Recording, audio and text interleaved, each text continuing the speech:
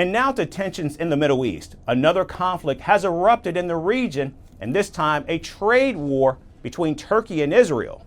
Turkey has announced restrictions on exports to Israel as tensions between the two nations spiral. Last night, Turkey accused Israel of preventing it from airdropping aid into Gaza. We submitted our request to join this aid operation with cargo planes belonging to our Air Force. We learned today that our request, which had been approved by Jordanian authorities, was rejected by Israel. Now, Turkey will no longer export products to Israel from 54 categories, including jet fuel, iron, steel, and construction materials. Turkey is Israel's fifth largest supplier, and the exports amount to almost $5 billion.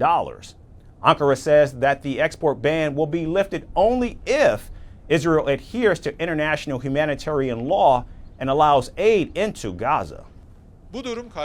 These measures, which were approved by our Honorable President, will be implemented step by step without delay. These measures will be shared with our public by our related institutions. These measures will remain in place until Israel declares a ceasefire and allows the unhindered access of humanitarian aid to Gaza.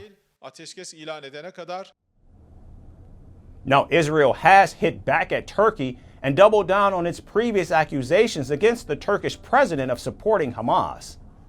Unfortunately, is once again sacrificing the economic interests of the people of Turkey for his support of Hamas, the murderers in Gaza who raped, murdered and desecrated the bodies of women, girls, adults and burned children alive. We've made it quite clear that Israel will not give in to violence and extortion, and we will not condone the one-sided violation of the trade agreements, and we will take parallel measures against Turkey which will harm the Turkish economy. Israel has urged its allies, including the United States, to take action against Turkey, ranging from de-investing to economic sanctions. In addition, the foreign minister has instructed the Israeli foreign ministry officials to contact countries and organizations in the United States to stop investments in Turkey and to prevent the import of products from Turkey, and to our friends in the American Congress to examine the violation of the boycott laws and impose sanctions on Turkey accordingly. Now, so far, Washington has remained silent on Israel's request of taking action against Turkey.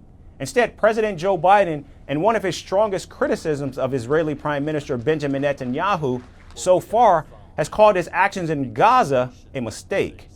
And now, in another blow to Israel, Australia is considering the recognition of Palestine as a state. Prime Minister Netanyahu is rapidly losing support both at home and abroad.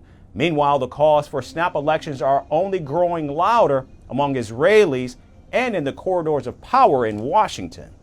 Now, Prime Minister Netanyahu has often been referred to as a magician for his ability to survive multiple political storms.